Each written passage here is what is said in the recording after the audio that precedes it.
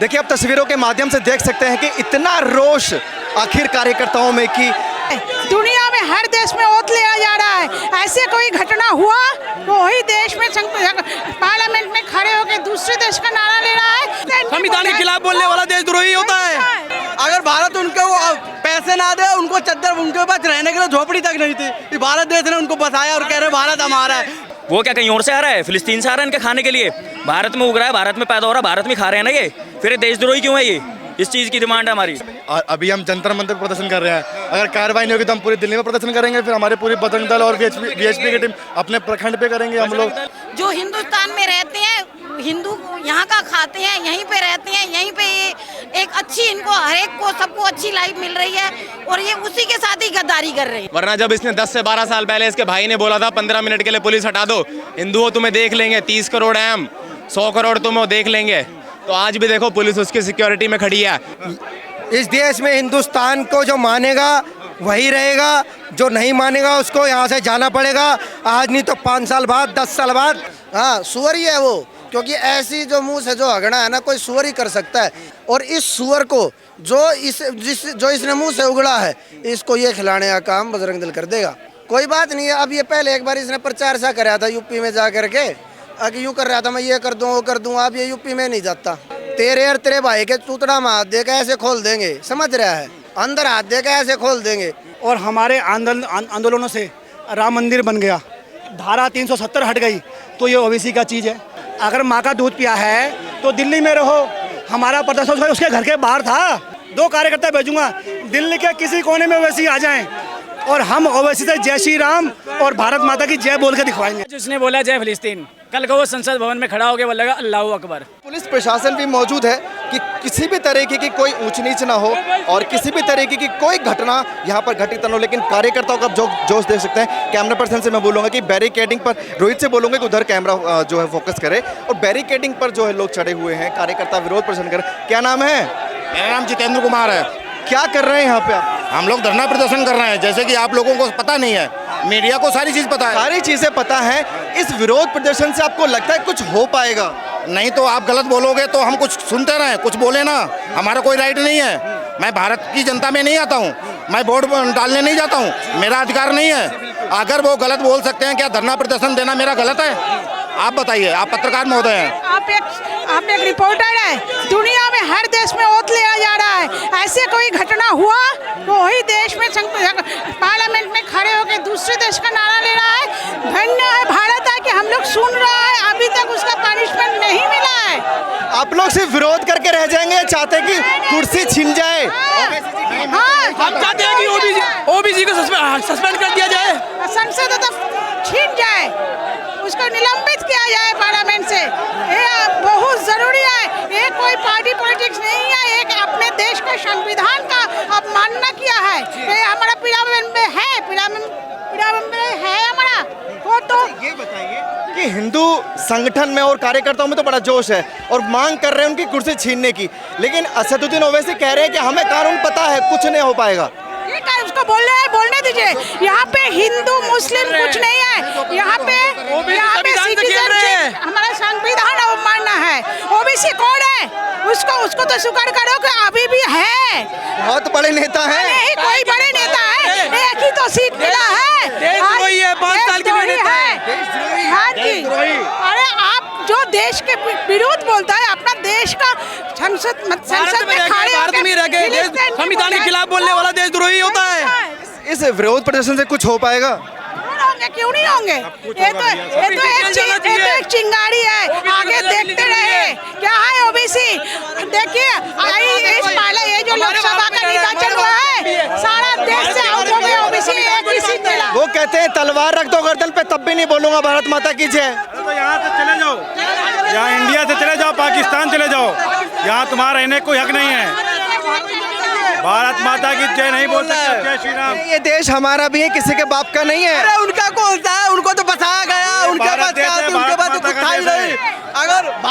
अगर भारत उनको पैसे पैसे ना दे उनको चद्दर, उनके पास रहने के लिए झोपड़ी तक नहीं थी। ये भारत देश ने उनको बसाया और कह रहे भारत हमारा है। भारत का बच्चा अगर मुझ देगा तो ऐसे ही भेजाएगा वो, बाकी तो बात ही छोड़ दो। गुस्सा है आप लोगों के अंदर? भारत में रहते भारत को जय श्री राम बोलो, देश से प्रेम है। इसे गुस्सा नहीं कहते सर, ये देश प्रेम है। अगर हमारे देश के अंदर संविधान,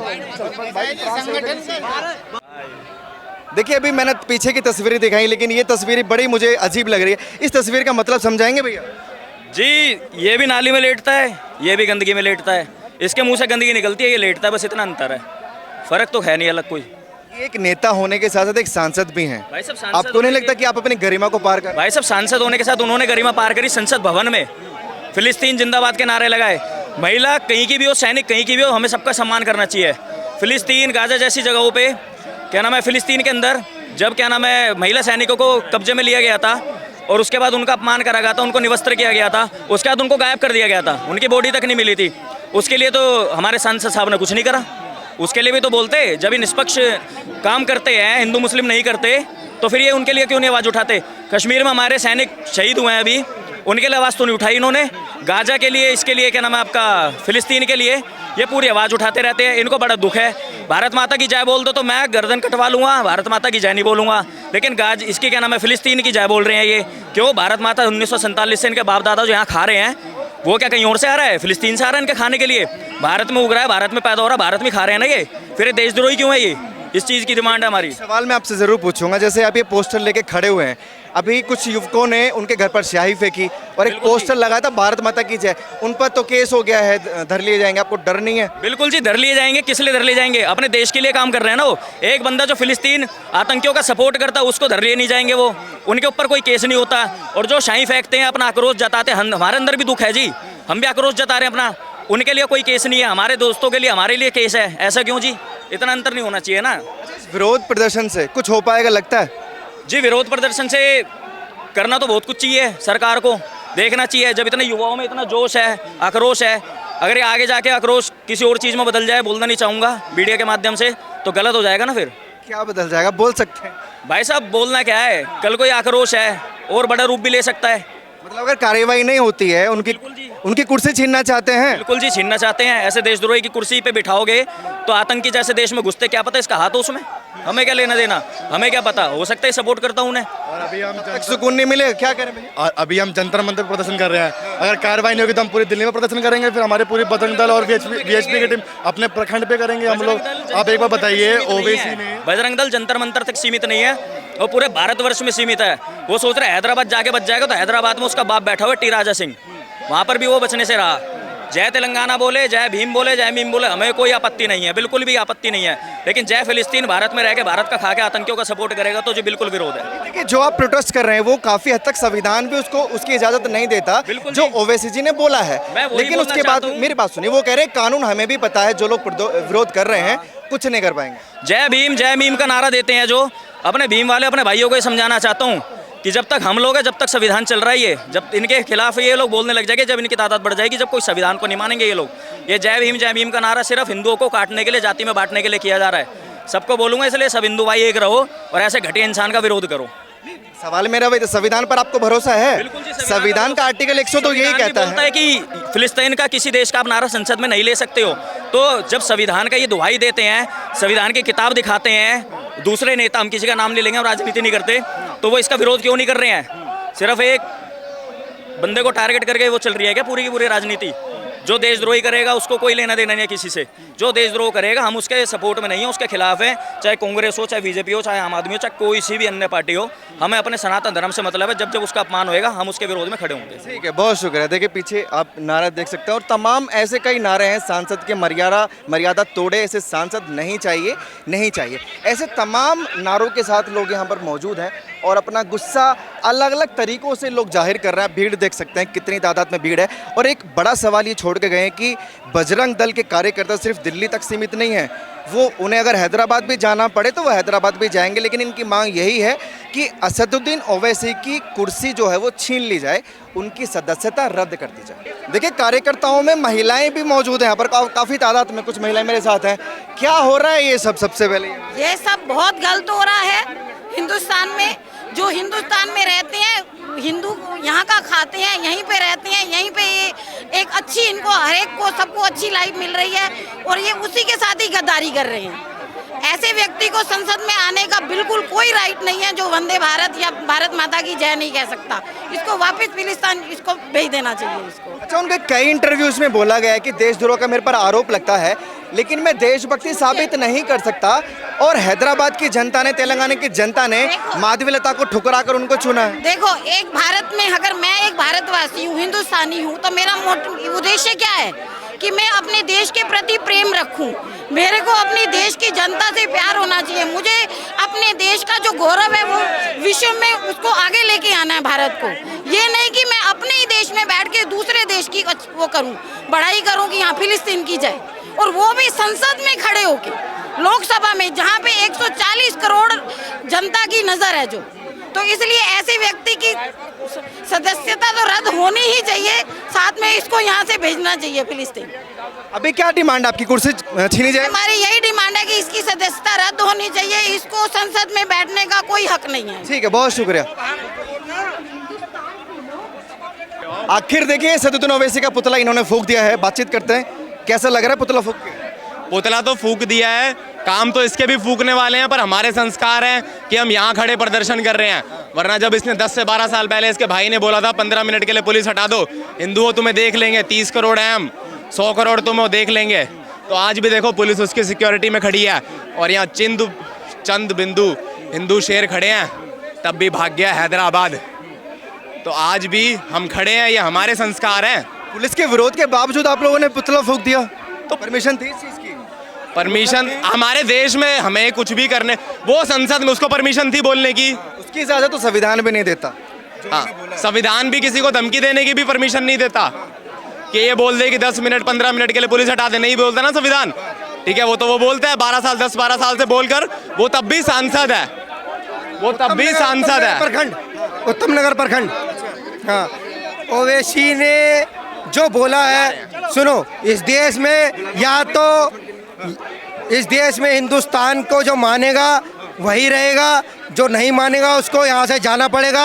आज नहीं तो 5 साल बाद, 10 साल बाद हम सबको भाग देना चाहते हैं। क्या लग रहा है सर?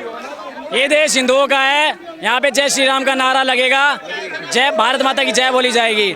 इस ओवैसी जैसे कुत्ते को भारत माता की जय बोलने में क्या शर्म आ रही है, क्या दिक्कत आ रही है? भारत की संसद हमारा मंदिर है जहाँ पर बड़े बड़े फैसले लिए जाते हैं। नहीं बोलना चाहते, कहते हैं हमारे धर्म के खिलाफ है ये जय बोलना। क्यों खिलाफ है? अगर इस भारत देश की संसद में बैठना है, काम करना है, तो भारत माता की जय और आपको लेना है बाहर चल दी, जय श्री राम का नारा लगाने से क्या दिक्कत है? क्या चाहते हो ओवैसी जी के साथ क्या होना चाहिए? ओवैसी की संसद जो सदस्यता है उसको रद्द कर देना चाहिए, और मैं तो कहता हूँ कि उस पर कड़ी से कड़ी कार्रवाई होनी चाहिए, जेल में डाल देना चाहिए उसको। जोश ठंडा हो गया क्या आप लोगों का कार्यकर्ताओं का? इसके साथ इसको खुला छोड़ दो। एक बार ये गया था यूपी के अंदर, इसको बढ़िया सलामी दी थी, जिसके अंदर ये झुक के बैठ गया था गाड़ी के नीचे। इसको योगी के प्रदेश के अंदर बढ़िया सलामी दी थी। इसको यहाँ पर जो इसको इम्यूनिटी मिली हुई है ना संसद में कुछ भी बोलने की, संसद सदस्यता भंग कर दो। और भाई ओवैसी, तेरी माँ ने दूध प्यार रखे ना, वैसे तो तू सुअर है, हमें पता है तूने 2 जगह से दूध नहीं।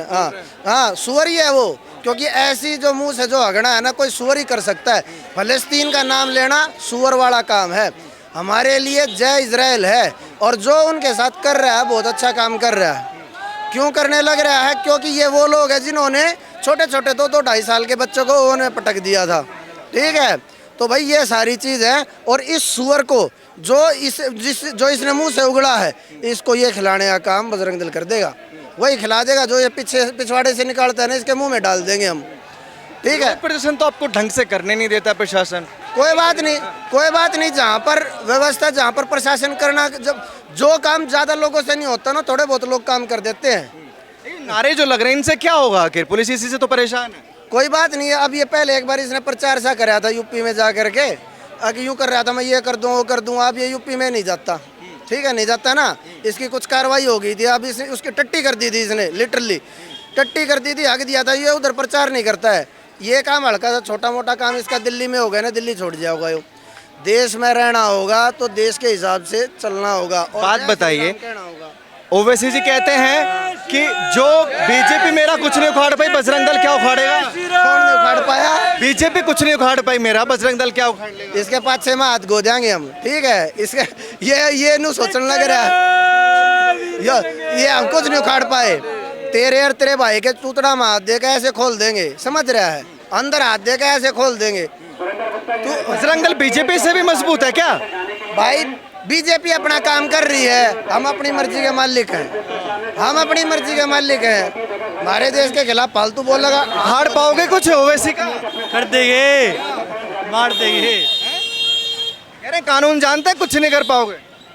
अरे कानून जाने या ना जाने, अपने हाथ में अल्टीमेट सॉल्यूशन है, उसके बाद कुछ कर देगा वो। उसका अल्टीमेट सॉल्यूशन हम कर देंगे, क्या कर लेगा वो? अल्टीमेट सॉल्यूशन कर देंगे उसका हम। ठीक है बहुत शुक्रिया। सरदार जी 2 मिनट बात करें।